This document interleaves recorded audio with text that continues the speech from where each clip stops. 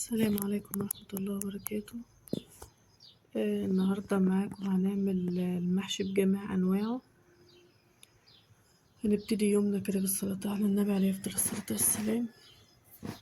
ودلوقتي احنا معانا حبة مواعين كده قلنا نغسلهم الأول.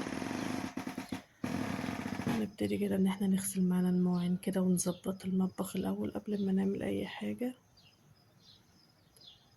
طبعا طول ما احنا قاعدين بنشتغل كده بنعمل أي حاجة بنقعد نصلي على النبي وبنذكر الله ونوحد ربنا في سرنا عشان خاطر ان احنا يومنا يعدي وربنا يسترها معانا ومع اولادنا يا رب جميعا. والواحد يا ولد لما بيبقى قاعد بيتسلى اهوت بيعمل اي حاجة بدل ما يتنه قاعد ساكت كده. نغسل حبة مواعين، نشوف نروق البيت، نشغل يومنا بأي حاجة، نشوف ولادنا نخلي بالنا منهم. ربنا يصلح لنا حالنا جميعا في أولادنا يا رب. ودلوقتي أنا بغسل حبة المواعين عشان خاطر ان جهاز المطبخ بقى عشان نبتدي المحشي بإذن الله.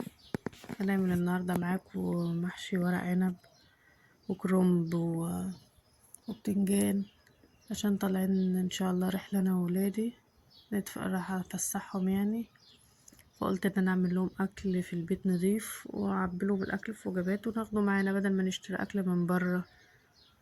الله اعلم بقى معمول ازاي كده. وبعدين ولادي بيحبوا الاكل بتاعنا يعني بتاع البيت. طبعا ما فيش حد ما بيحبش الاكل بتاع بره، بس بصراحه الاكل ما عادش مضمون وخصوصا اللحوم بقى ما عادش حد مضمون ان هو يجيبها من بره. وطبعا الاسعار عادت نار، فاحنا قلنا ان احنا هنجهز معانا اكل وناخده معانا ونقضي يوم لطيف باذن الله. حتى لو احنا رحنا مثلا خرجنا بس قعدنا في حديقة عادية مش لازم ان احنا نصرف مصاريف مهولة يعني. المهم ان احنا نفسح ولادنا كده نرفه عنهم.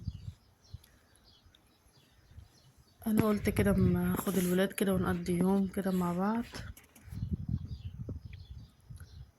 نغير نفسيتهم كده. وخصوصا ان ابني كان ناجح النهاردة في الاعدادية، كانت شهادته ظهرت النهاردة. قلنا نفسحه بقى شوية كده. الحمد لله نجح وجاب مجموع حلو عقبال ولادكم جميعا. فانا قلت ان انا اخدهم بقى افسحهم كده بحيث ان الواحد يكافئهم على مذاكرتهم وعلى تعبهم. وعندي بنتي برضو في تالتة ثانوي، ربنا يا رب يكرمها هي كمان ويصلح لها حالها هي واصحابها كل اللي سايها يا رب. قلت برضو ارفه عنها كده قبل الامتحانات لان يعني من يوم ما تمتحن بقى وهي هتبقى محبوسة في البيت ومش هتعرف تخرج، هتشوف وراها ايه بقى وتشوف مذاكرتها. فقلنا نرفه عن الجميع بقى. عندي ابني برضو محمد الثالث اخر العنقود بقى حبيب قلبي دوت. هو برضه في سنة 5 ابتدائي خلص ونجح الحمد لله. فقلت بقى ايه افسحهم كلهم كده اغير عن نفسيتهم كده بحيث ان احنا كنا طول السنة مضغوطين مش كنا عارفين نخرج قوي. ما بنخرجش بصراحة يعني. الولاد من الدروس طول النهار وانا معاهم طبعا. الحمد لله يعني السنة عدت على خير عقبال يا رب تالتة ثانوي يا رب لينا ولغيرنا. هنبتدي بقى نلم المواعين نحط كل حاجة مكانها. واعذروني بقى يا جماعة كنت انا برتبك شوية بس في الكلام لان انا مش واخدة ان انا اتكلم كده مباشر مع حد. من دي يعتبر تاني فيديو ليا او تالت فيديو هتكلم فيه. هنبتدي بقى معانا هنعمل المحشي اهوت. انا حاطه حته دهنه مقطعه حته دهنه كده اقلبها للمحشي وغطيت عليها وغطيت عليها اهوت. هقشر البصل. المحشي بيحب البصل كتير، المحشي بيخلي البصل مسكر. البصل بيخلي المحشي مسكر وطعمه حلو. بس طبعا احنا مش هنحط كتير قوي يعني للغاية، يعني احنا بنحط في المعقول بس مش بنقلله البصل يعني قصدي. انا بعمل المحشي دوت اللي هو البتنجان والورق العنب. انا بحب اعمله ني في ني بيبقى طعمه وريحته جميلة. الكرنب لو انا بعمل الكرنب لوحده بحب اقلله بصراحة. بس انا بقى كمان انا هعمل التلاتة مع بعض، فانا قلت نعملهم كلهم ني في ني، بيبقى حلو بصراحة وبخلي طعمه وريحته جميلة روعة جدا. هخرط البصل معاكم وانا مغطيه طبعا على حته الدهنه مش بخليها تسيح قوي، انا بحب اخليها تفضل زي ما هي كده، بس مجرد بس ان هي بتنزل حاجه بسيطه كده بتعملي ريحه في الاكل وبصراحه روعه.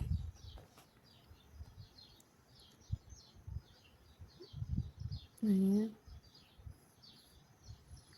اهم حاجه يا جماعه ان احنا مش نعلي النار قوي على الاكل بتاعنا بحيث ان الاكل ياخد راحته في السوا.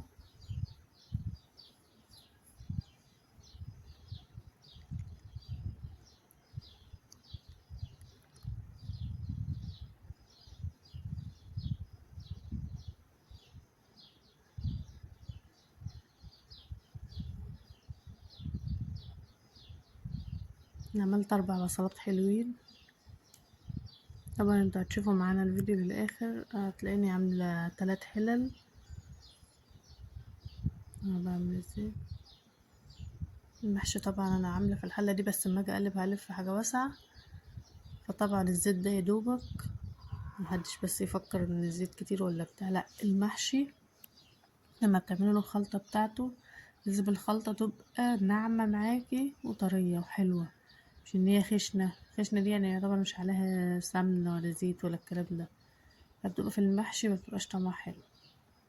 لا احنا بنحب نظبطها كده، خليها طريه وحلوه والزيت بتاعها معقول. اهو سخنوا معايا هما.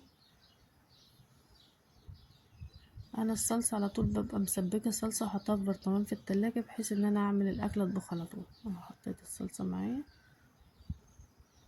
كان عندي برضو طبق تخديع متسبك بتاع محشي كان باقي، كانت عامله المحشي قبل كده والتخديع طلعت كتير فشلت الطبق ده وعندي في التلاجة. اهو حطيت البصل اهوت بعد التخديع ني اهوت مش حمرته ولا حاجه.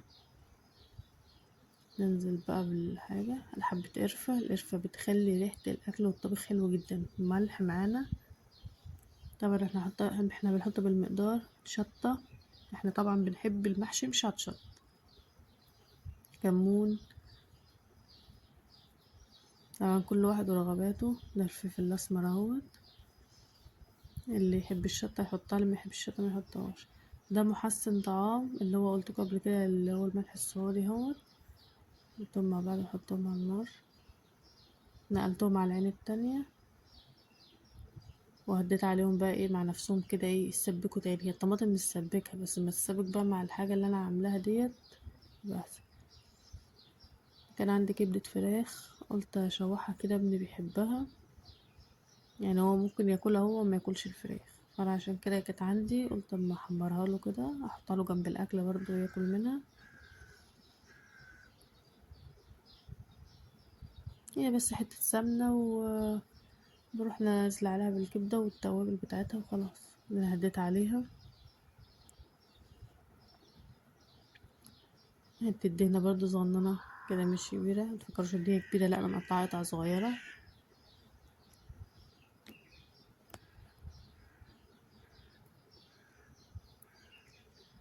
حطها برضه ايه ان هي تسيح برضه سنة. انا بخرط البصل دلوقتي.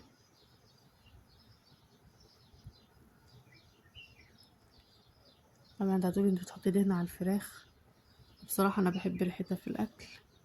انا بحطها كده تسيح سنة واحط عليها معلقتين زيت واشوح الفراخ فيها بتخلي طعمها بصراحة روعة. انا بحب الاولاد عندي بيحبوا الفراخ يا اما كباب حلة يا صينية في الفرن يا مشوية، مش بيحبوها مسلوقة خالص. يعني طبعا انتوا هتقولي مثلا لو احنا عايزين نعمل شوربة، انا الصوص اللي بينزل من الفراخ ممكن احط بس للي عايز ياكل منه، اللي مش بيحبه بقى انا بروح حاطه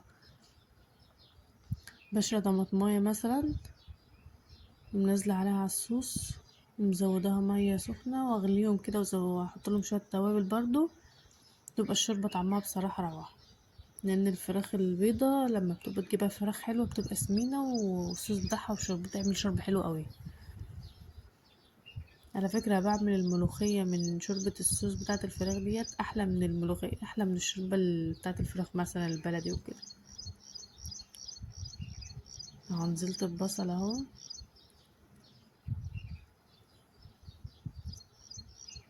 تاخديها هي بدأت اهي احمرت معانا ولونها غمق وحلوت ازاي.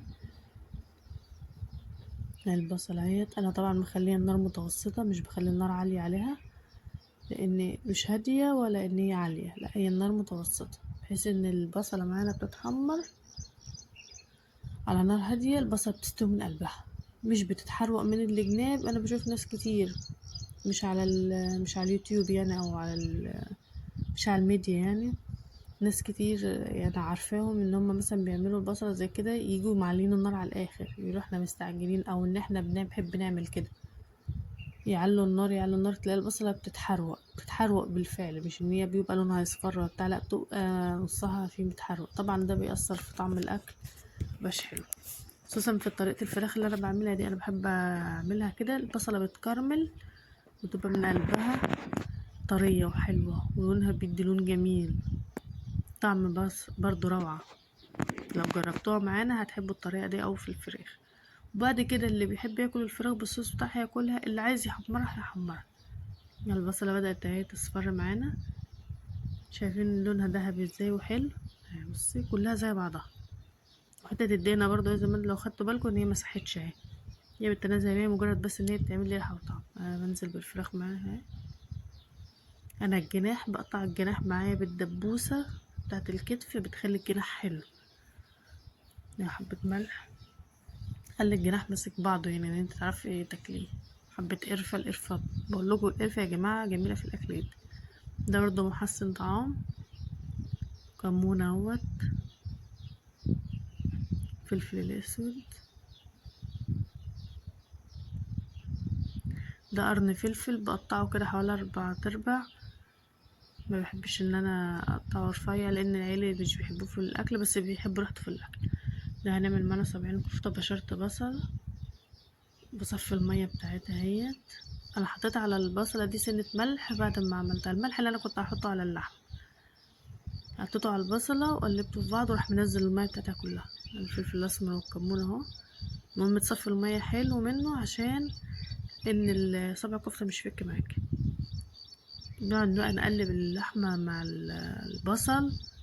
اللحمة طبعا فيها نسبة دهون مفرومة معاها، يعني كأنك بتعجنيها كده بإيديكي كده، تنك تدخلي كل المحتويات فيها لغاية لما تلف معاكي زي العجينة كده، وتلف كورة. طول ما مفشكلة، طول ما مش متقلبة حلو. انا هصبحها على ايدي، انا مش كان عندي العصيان اللي هي بتاعت الشيش طاووق، كنت ببقى بعمل عليها وبسحب الصابع، بحيث ان الصابع يبقى ايه من قلبه في فراغ. بس كده كده يعني احنا مش هنشوي، احنا هنعمل في الفرن، فهتبقى حلوه. انا صبعتها على ايدي، طلع حلوه بصراحه.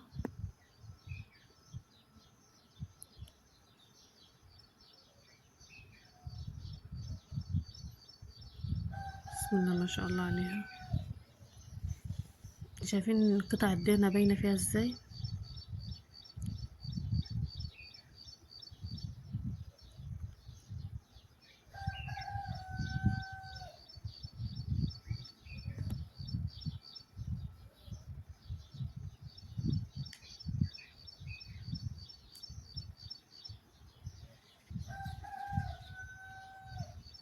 خلصناهم معانا.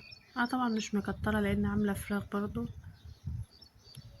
فقلت اعمل لهم برضو يعني كل واحد 70 كفتة مع حتة الفراخ. شغلت الفرن اهوت، بشغله على اعلى درجة طبعا، وسبته يسخن حلو. رحت نازلة اللي مشغلة من فوق ومن تحت. يعني الفراخ اهي بدأت ايه تنزل سنة مية معانا. المية ديت هي اللي بتسويها. انا هوت لها بقى شوية عشان هي بدأت تستوي، عشان المية بتاعتها تنشف. انا غسلت الرز ونزلت عليه بالتغذية اهوت. التغذية ما شاء الله عليها حمرا وحلوة ازاي، تقيلة، البصل مخليها تقيلة وحلوة.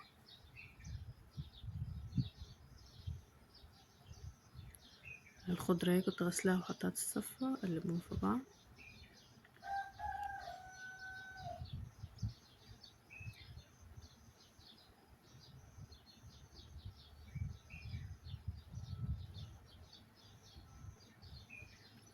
نقلبهم تقليبة حلوة كده عشان ايه ميبقاش في رز معانا مش متخلط. هيبان دلوقتي بعد ما تخلص خالص الرز ما شاء الله عليه بالتخديعة. التخديعة مش تقلعه، ما تبقى حتى لو كتيرة شوية بتخلي طعم الأكل جميلة. أنا مبحبش المحشي يبقى أبيض خالص. أنا مش ورا حاجة، دي بقلب تقليبة حلوة اهو بسم الله ما شاء الله. طبعا الكاميرا والله ظلماه ان هو احسن منه. انا كنت حاطه اكل جاهز اهو للفطار كمان يسخن. الفراخ هي تعتبر قربت استوت تقريبا، بس انا سايباها ايه مكشوفه كده عشان الميه اللي فيها تنشف، لان احنا بنحب ميتها ناشفه، مبحبهاش فيها ميه اصلا، بنحبها كده متحمره كده مع نفسها. الكفته برضو ما طولتش، استوت على طول. وادي المحشي انا كنت قعدت بقى حشيته وعملت ورق العنب اهوت والكرنب والبتنجان بالفلفل. عندي الولد الصغير مش بيحب البتنجان والفلفل وورق العنب، سبحان الله الناس كلها بتحبه وهو مش بيحبه، فانا عامله له هو الكرنب دوت. وكمان كان عندي طبق رز طبقين رز يعني مستوين في التلاجة، طلعتهم سخنتهم في الفرن. حطيت برضو للي عايز في الوجبة بتاعته رز كده وخلطت لهم في المحاشي. اهو دلوقتي بس المحشي اهو بنحط يا جماعة تلت المحشي البتنجان شوربة، تلته بالظبط، مش بنكتر عشان المحشي مش يعجن معانا. ورق العنب برضو بنسقيه اهوت. ورق العنب بقى والكرنب ما بنيجي نسقيهم بيبقوا ناقصين سطر، تيجي تسقيهم كده ناقصين سطر. انا لما بحس ان هي قربت على السطر بروح ماسكه الحله هزاها بايدي كده، هزاها هزه كده خفيفه كده بحيث ان هي تعمل مع نفسها كده، تظبط الشوربه فيها، تشوفيها معلقه مش معلقه، تظبط الشوربه كده تشوفي مستوى نزل لغايه فين. اهيت ناقصه سطر اهيت. ومحشي الكرنب نفس الامر، انا قدت عليهم كلهم بعد ما خلصتهم استووا مع بعض. يا دوبك المحاشي بتغلي غلوه حلوه، قربت الشرب كده تروح مهديه النار على الاخر. مش تنسونا في الاشتراك في القناه يا جماعه عشان يوصلكوا كل جديد. اهو الاكل اهوت بعد ما فضيته بتنجان اهوت ومحشي ورق عنب وعليه الفراخ، بس الكفته مش ظاهره من المحاشي. مش تنسونا في اللايك كمان.